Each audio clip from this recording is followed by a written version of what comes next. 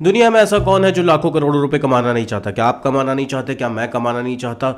तो आज ऐसे ही ट्रेड के बारे में बता रहा हूँ, ऐसी प्रोडक्ट के बारे में बता रहा हूँ, ऐसे ही एक बिजनेस के बारे में बता रहा हूँ जिसमें आप लाखों करोड़ों रुपया कमा सकते हैं। लेकिन स्टेप बाय स्टेप जानना जरूरी है, कैसे शुरू होगा, कितनी इन्वेस्टमेंट में शुरू होगा और आपको क्या क्या चैलेंजेस आएंगे। हाँ दोस्तों, देखिए सबसे पहले ये जानिए, कोई भी व्यापार शुरू कर रहे हैं, इंपोर्ट एक्सपोर्ट बिजनेस शुरू कर रहे हैं, ये तो पता होना चाहिए कि आपको चैलेंजेस क्या क्या आएंगे। एग्जैक्टली क्या होता है कि हमें यही नहीं पता होते चैलेंजेस क्या, और हम काम शुरू करते हैं और उसके बाद लॉस कर देते हैं। तो शुरू से लेकर एंड तक इस वीडियो को जरूर देखें। मेरा नाम हर्ष धवन है, मैं हूं इंटरनेशनल बिजनेस ट्रेनर और एक्सपोर्टर और इंपोर्टर। हमारा एक इंस्टीट्यूट है जो इंपोर्ट एक्सपोर्ट बिजनेस की क्लासेस देता है ऑफलाइन और ऑनलाइन, जिसमें हम अपने स्टूडेंट को स्क्रैच से सिखाते हैं इंपोर्ट एक्सपोर्ट बिजनेस, जैसे कंपनी कैसे शुरू करनी है, बिजनेस का सेटअप कैसे करना है, लाइसेंसिंग का प्रोसीजर क्या होगा, आईसी कोड कैसे लेना है, एडी कोड कैसे लेना है, करंट अकाउंट कैसे ओपन करना है, बैंक की फॉर्मेलिटीज कैसे पूरी करनी है, बायर कैसे ढूंढा जाएगा, सप्लायर कैसे ढूंढा जाएगा, प्रोडक्ट सिलेक्शन कैसे करेगा। इसीलिए तो ये वीडियो आज बनाया जा रहा है, क्योंकि आपको पूरे ट्रेड के बारे में बताया जाए। और यही इसी तरीके से हम इंपोर्ट एक्सपोर्ट बिजनेस में जब अपनी क्लासेस देते हैं तो पूरे ट्रेड के बारे में स्टेप बाय स्टेप बताते हैं, चाहे वो लॉजिस्टिक और शिपिंग के बारे में हो, पैकेजिंग के बारे में हो, इंस्पेक्शन के बारे में हो। तो आज इस ट्रेड की शुरुआत करते हैं। ये है ऑटो पार्ट्स। आपने नाम सुना ही होगा ऑटो पार्ट्स का। ऑटो पार्ट्स, अच्छा मुझे एक बात बता सकते हैं, दुनिया में ऐसे कौन से देश हैं जिसमें ऑटो पार्ट्स की डिमांड ही नहीं है? बिना ऑटो पार्ट्स के कोई काम हो सकता है? बिल्कुल नहीं हो सकता। कार हो, स्कूटर हो, बाइक हो, ट्रक हो, ट्रैक्टर हो, सब में चाहिए। अब ये तो एक एसेंशियल कंपोनेंट्स है ना ऑटोमोटिव इंडस्ट्री का, जो हर गाड़ी, हर ट्रक में, हर मोटरसाइकिल में, चाहे आप एग्रीकल्चर मशीनरी भी यूज कर रहे हैं उसमें भी ये लगेगा। सबसे पहले शुरुआत करते हैं कि सबसे ज्यादा ऑटो पार्ट्स कौन कौन से बिकते हैं और कौन कौन से ऑटो पार्ट्स आप एक्सपोर्ट कर सकते हैं। जैसे सबसे पहले व्हीकल असेंबली की बात करूं, उसमें आता है इंजन्स, ट्रांसमिशंस, ब्रेक्स, सस्पेंशंस, ये सबसे ज्यादा बिकेंगे। तो अगर आप इसमें ट्रेड करना चाहते हैं तो इस प्रोडक्ट को परचेज करिए। आप अगर मैन्युफैक्चरिंग यूनिट है, मैन्युफैक्चरिंग यूनिट डाल सकते हैं, लेकिन मैन्युफैक्चरिंग यूनिट में इन्वेस्टमेंट बहुत ज्यादा रहेगा। अभी मेरी सलाह ये रहेगी कि अगर आप इंपोर्ट एक्सपोर्ट करना चाहते हैं तो इस प्रोडक्ट का ट्रेड करिए। उसके बाद है रिपेयर और मेंटेनेंस। रिपेयर और मेंटेनेंस, जैसे भैया अब मेरी बाइक खराब हो जाती है, मेरी गाड़ी खराब हो जाती है, उसकी सर्विस की जरूरत पड़ती है, तो रिपेयर और मेंटेनेंस में कौन कौन से पार्ट्स आते हैं? जैसे फिल्टर्स हो गया, बैटरीज होगी, टायर्स हो गए, ब्रेक पैड्स हो गए, तो ये रिपेयर और मेंटेनेंस में आते हैं, जिसकी डिमांड आपको अच्छी खासी मिलेगी।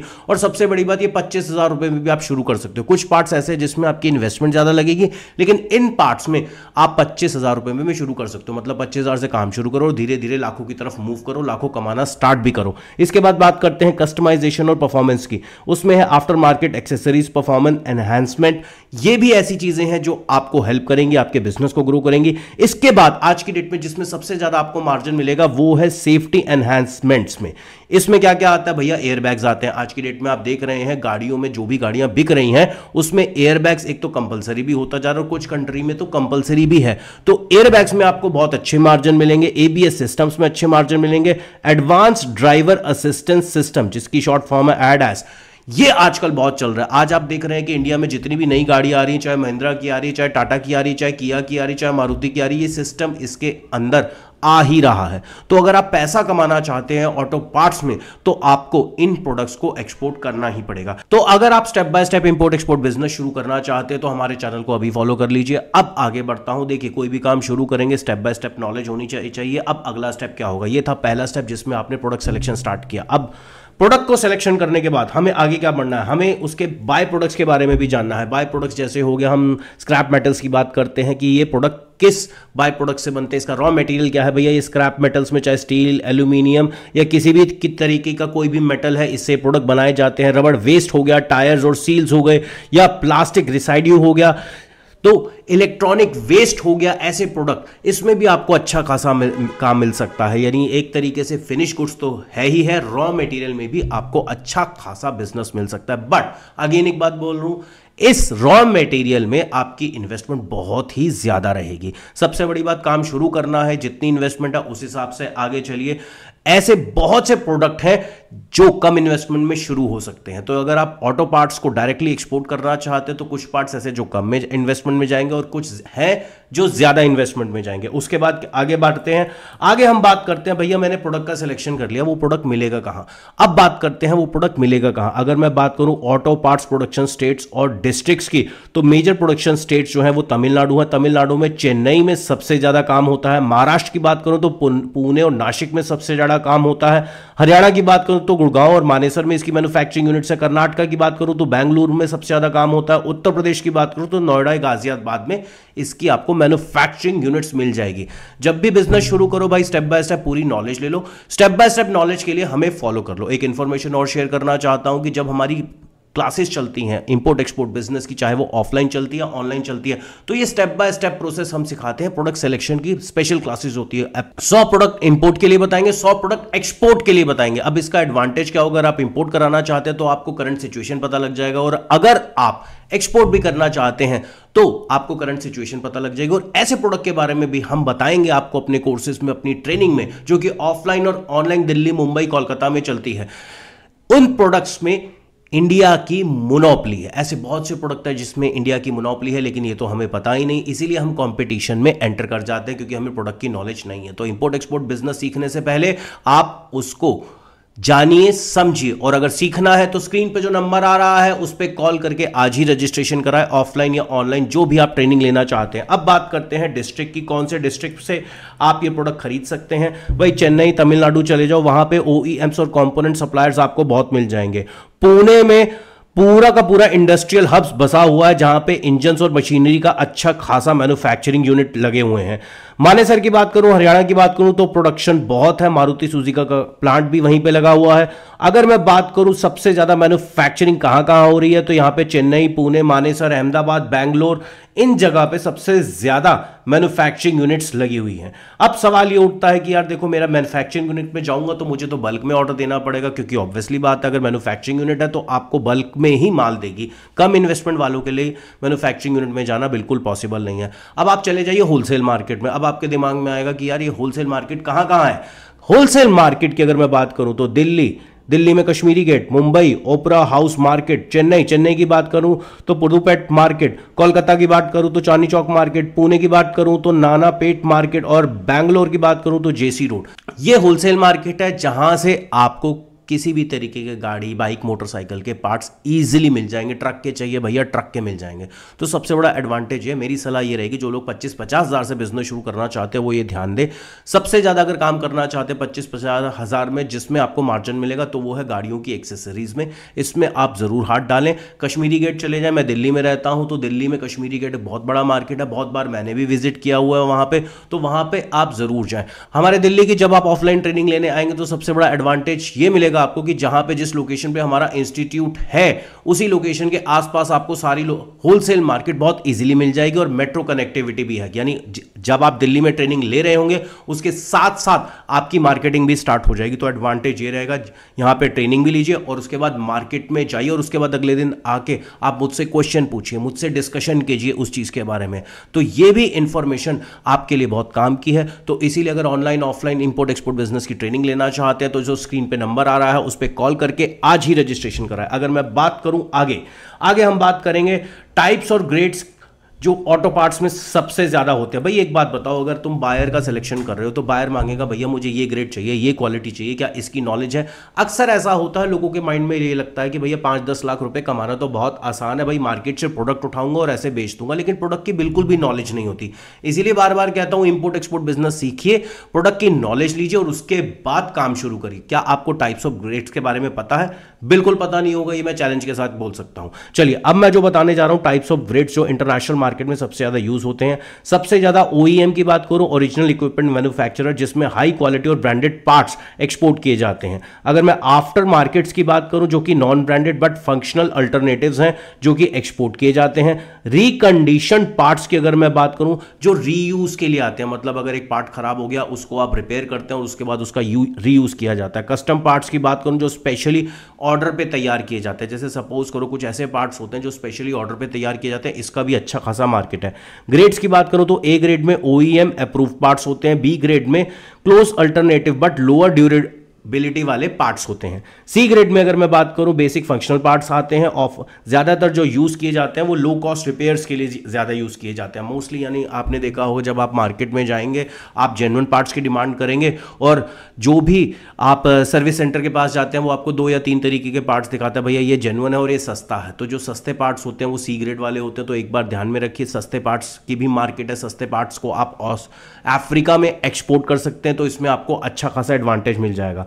अगर मैं क्वालिटी इंस्पेक्शन की बात करूं, अब सवाल यह है क्वालिटी इंस्पेक्शन और टेस्ट रिपोर्ट्स मेरे से बायर मांगेगा। मैं जब भी एक्सपोर्ट करने जाऊंगा तो ऑब्वियसली यार बायर मुझसे मांगेगा। मेरे सामने बायर बैठा है, क्या आप जब डील करेंगे अपने बायर से तो उसको क्या आपको क्वालिटी का इंस्पेक्शन नहीं देना चाहिए? क्या आपको टेस्ट रिपोर्ट नहीं देनी चाहिए? खुद सोचिए। आखिरकार एक बायर है, वो डिमांड करेगा, लेकिन सवाल ये उठता है वो कौन कौन से टेस्ट रिपोर्ट और क्वालिटी इंस्पेक्शन डिमांड करेगा। तो इसीलिए मैं आपको बोलता हूं इंपोर्ट एक्सपोर्ट बिजनेस बिना सीखे बिल्कुल मत करिए, क्योंकि हमारी जो ट्रेनिंग होती है उसमें आपको हम ये स्टेप बाय स्टेप सिखाते हैं कि कौन सी एजेंसी आपको इंस्पेक्शन सर्टिफिकेट और टेस्ट रिपोर्ट देगी और कौन कौन से क्वालिटी के कौन कौन सी टेस्ट रिपोर्ट आपको जनरेट करनी पड़ेगी, तभी तो आप इंपोर्ट एक्सपोर्ट बिजनेस कर पाएंगे। चलिए नोट कर लीजिए।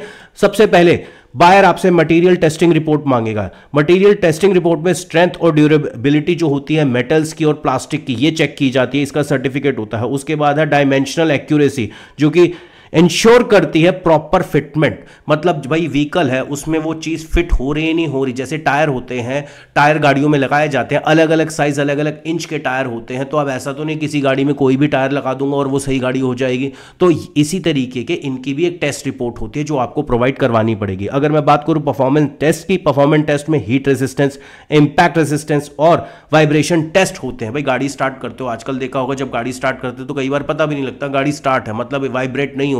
तो ये भी एक टेक्नोलॉजी है, ये भी एक इंस्पेक्शन है। इसके लिए भी आपको टेस्ट रिपोर्ट देना ही पड़ेगा। क्या इससे पहले आपको ऑटो पार्ट्स के बारे में इतनी जानकारी थी? अगर नहीं थी तो कमेंट बॉक्स में जरूर बताएं। और अगर किसी प्रोडक्ट के बारे में जानना चाहते हैं तो टाइप करके अपने प्रोडक्ट का नाम जरूर लिखें, हम उस प्रोडक्ट पे डेफिनेटली वीडियो बनाएंगे। इसके बाद आगे बढ़ते हैं सर्टिफिकेशन की। अब आपको यह पता है कि जब आप ऑटो पार्ट्स एक्सपोर्ट करेंगे तो आपको किस किस तरीके के सर्टिफिकेशन की जरूरत होगी, नहीं पता। ये भी हम प्रैक्टिकल ट्रेनिंग में अपनी बताते हैं कि आपको कौन से प्रोडक्ट के लिए कौन कौन से सर्टिफिकेशन आपको लगेंगे और वो कहां से मिलेंगे और कितने के मिलेंगे, ये पता होना चाहिए। अदरवाइज बायर जब आपसे मांगेगा सर्टिफिकेशन, आपने हां कर दिया, आपको पता ही नहीं होगा कि भाई ये सर्टिफिकेशन मिलेंगे कहां से, तो कहां से अरेंज कर पाएंगे? खुद सोचिए, फंस जाएंगे। फिर आप कहेंगे बायर नहीं मिलता, बायर से डील क्रैक नहीं हो रही। चलिए नोट कर लीजिए सर्टिफिकेशन ISO 9001 जो कि क्वालिटी मैनेजमेंट सर्टिफिकेशन बहुत ज्यादा यूज होता है। एक सर्टिफिकेशन और है IATF 16949 जो ऑटोमोटिव स्टैंडर्ड, जो क्वालिटी स्टैंडर्ड को डिफाइन करता है। मतलब जो प्रोडक्ट, जो पार्ट्स आप बना रहे हैं उसके क्वालिटी स्टैंडर्ड को डिफाइन करेगा। और एक मेजर इंपॉर्टेंट सर्टिफिकेट जो आज की डेट में यूरोपियन मार्केट के लिए तो चाहिए, वो है CE मार्किंग, जो एक्सपोर्ट अगर आप यूरोप में करते हैं किसी भी तरीके का ऑटो पार्ट्स, बिना इसके नहीं कर पाओगे, नोट कर लेना। उसके बाद अगला सर्टिफिकेशन है ECE सर्टिफिकेशन, जो कि सेफ्टी स्टैंडर्ड्स के लिए लिया जाता है। तो इस सर्टिफिकेशन कहां से लोगे? पता है? नहीं पता? नहीं पता तो भाई इसीलिए कहता हूं इंपोर्ट एक्सपोर्ट की ट्रेनिंग ज्वाइन करो। स्क्रीन पे जो नंबर आ रहा है उस पर कॉल करो और रजिस्ट्रेशन कराओ। इसके बाद आते हैं पैकेजिंग। पैकेजिंग तो भैया बहुत इंपॉर्टेंट चीज है। भाई जो प्रोडक्ट है उसकी पैकेजिंग तो करके दोगे। कितने तरीके की पैकेजिंग होगी? प्रोडक्ट की सेफ्टी के लिए आपको पैकेजिंग करनी पड़ेगी। प्रोडक्ट ठीक ठाक से पहुंच जाए, आपको पैकेजिंग करनी पड़ेगी। सबसे पहले आता है बल्क पैकेजिंग की। अगर मैं बात करूं तो बल्क पैकेजिंग में कोरुगेटेड बॉक्सेस जो स्मॉल पार्ट्स के लिए हैं वो ज्यादा यूज किए जाते हैं। प्रोटेक्टिव पैकेजिंग की अगर मैं बात करूं, फोम और बबल रैप जो कि फ्रेजाइल आइटम्स होती हैं इसके लिए ज्यादा यूज की जाती है। इसको हम बोलते हैं प्रोटेक्टिव पैकेजिंग। इसके बाद बात करते हैं कस्टमाइज क्रेट्स की, जो कि हैवी मशीनरी कंपोनेंट्स कैरी करने के लिए सबसे ज्यादा यूज किए जाते हैं। उसके बाद है मॉइस्चर रेजिस्टेंट पैकेजिंग, जो कि एक वैक्यूम सीलिंग होती है सिलिका जेल के साथ, जो कि सेंसिटिव पार्ट्स के लिए की जाती है। उसके बाद है लेबलिंग, जिसमें आपको product details, HS code, country of origin, exporter importers की details, net weight, gross weight, सब चीज मेंशन करना पड़ेगा। तो सबसे बड़ी बात, अगर इंपोर्ट एक्सपोर्ट सीखना है तो ये भी तो सीखना पड़ेगा कि भैया कौन सा प्रोडक्ट के लिए कौन सी पैकेजिंग चाहिए। तो मैं बार बार यही बता रहा हूं कि जब हम ट्रेनिंग प्रोवाइड करते हैं उसमें ये भी इंक्लूड करते हैं कि कितने तरीके की पैकेजिंग होगी, कौन से प्रोडक्ट के लिए कहां से आपको पैकेजिंग मिलेगी और कैसे उसको पैक करके एक्सपोर्ट करना है। साथ के साथ हमारी ट्रेनिंग लेने का का फायदा ये होगा, आप पोर्ट पे जाके देखेंगे, पोर्ट विजिट होती है कि वहां पे अंदर वेयर हाउस में कौन से प्रोडक्ट किस पैकेजिंग में किस तरीके से जा रहे हैं, जिससे आपकी नॉलेज बढ़ेगी और वहां पे पोर्ट पे जो एक्सपर्ट्स हैं वो आपको ट्रेनिंग देंगे। तो इस बात को एडवांटेज आज ही उठाइए।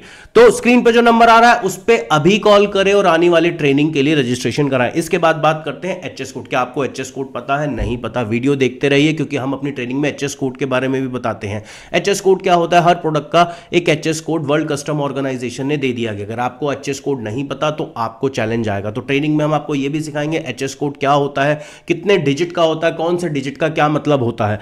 फिलहाल अभी बात करते हैं ऑटो पार्ट्स के एचएस कोड की। जनरल ऑटो पार्ट्स की अगर मैं बात करूं 8708 है उसका एचएस कोड। स्पेसिफिक कंपोनेंट्स की बात करूं जिसमें ब्रेक्स का बात करूं तो 870830 है। गियर बॉक्सेस की बात करूं 870840 है। इंजन्स की बात करूं 840820 है। और एचएस कोड जब भी आप काम करने जा रहे हैं, बिल बनाने जा रहे हैं, एक्सपोर्ट करने जा रहे हैं, इंपोर्ट करने जा रहे हैं, बहुत इंपॉर्टेंट। अगर आपको एचएस कोड के बारे में नहीं पता तो आपको पता होना बहुत जरूरी है। इसीलिए कहता हूं इंपोर्ट एक्सपोर्ट सीखिए।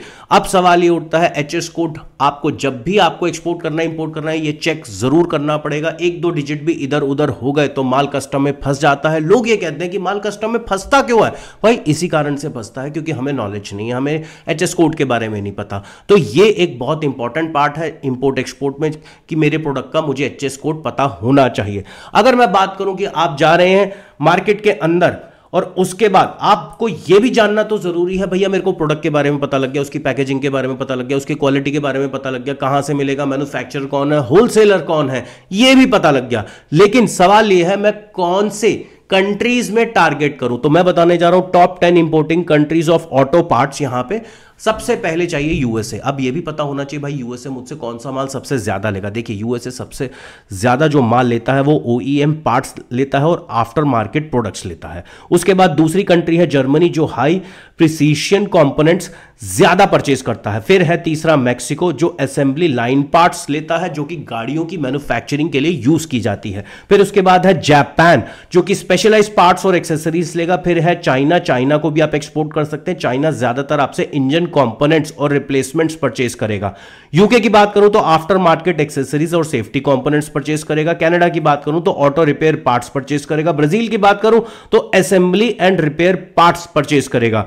अगर मैं फ्रांस की बात करूं तो ओईएम कंपोनेंट्स जो कि स्पेशली यूरोपियन ब्रांड्स के लिए यूज किए जाते हैं, इसके लिए आपको सीई सर्टिफिकेशन भी लेना पड़ेगा। मैंने वीडियो में पहले ही बताया था। देखिए हमारे साथ जुड़ने का आपको यही फायदा होगा कि आपको A to Z import export business की स्क्रैच से नॉलेज मिलेगी।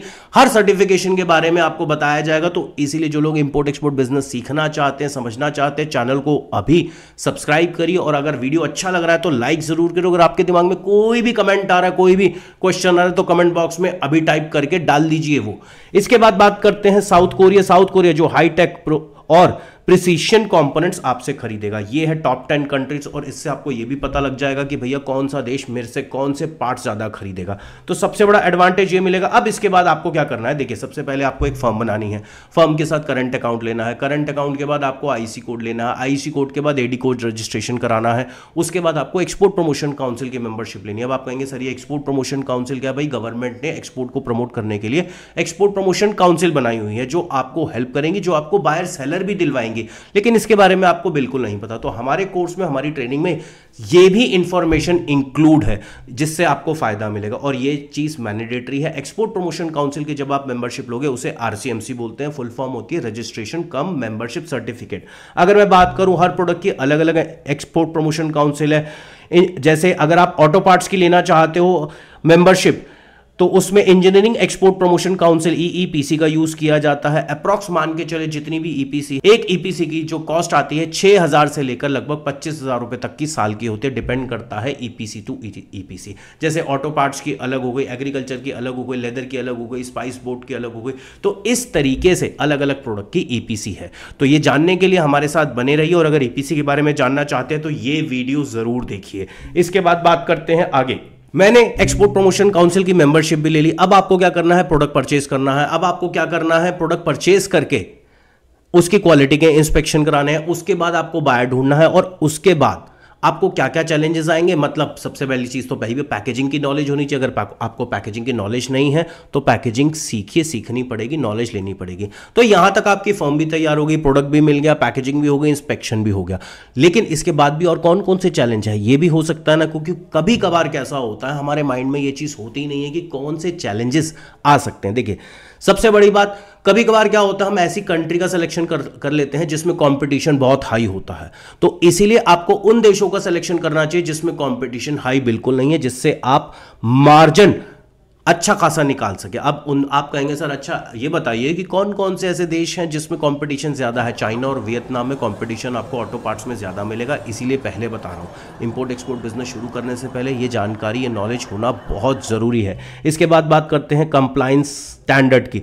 हर कंट्री के अपने कंप्लाइंसेस होते हैं, अपने क्वालिटी सर्टिफिकेशन होते हैं जो आपको कलेक्ट करने ही पड़ेंगे, आपके पास कोई दूसरी ऑप्शन है ही नहीं। तीसरा चैलेंज आएगा लॉजिस्टिक कॉस्ट की। लॉजिस्टिक कॉस्ट क्या है भैया, देखो एक कंट्री में सस्ती कॉस्ट आती है, दूसरी कंट्री में बहुत महंगी आती है। फ्रेट चार्जेस ऊपर नीचे रोज के होते हैं, तो ये भी एक चैलेंज आपको आएगा। रॉ मटेरियल प्राइसेस की बात करूं तो ये बहुत आजकल फ्लक्चुएट हो रहा है। आप देख रहे हो डॉलर का प्राइस, गोल्ड का प्राइस, सिल्वर का प्राइस, हर प्राइस आज की डेट में फ्लक्चुएट बहुत हो रहा है, तो ये भी आपको एक चैलेंज आएगा। उसके बाद है सप्लाई चेन डिसरप्शंस, मतलब टाइम से डिलीवरी आपको करनी है भैया, सप्लाई चेन पूरी की पूरी बनानी पड़ेगी। अब सप्लाई चेन के बारे में तो आपको नॉलेज ही नहीं है, तो सप्लाई चेन कैसे बनेगी भैया, आप हमारे पास आइए, हम लॉजिस्टिक और शिपिंग का भी पार्ट पूरा कवर करते हैं, आपकी हेल्प करते हैं। आपको custom house agent, freight forwarder का यूज कैसे करना है, उनकी क्या रोल और रिस्पॉन्सिबिलिटी होती है, ये सारी चीजें बताएंगे। कौन कौन से डॉक्यूमेंट लगेंगे और प्लस टेंशन फ्री काम कैसे करना है, मतलब आपको कहीं पोर्ट पे नहीं जाना, कुछ नहीं जाना। इसीलिए तो हम आपको पहले पोर्ट पे लेके जाते हैं जब हम आपको इंपोर्ट एक्सपोर्ट बिजनेस सिखाते हैं, ताकि देखिए ये काम कैसे होता है।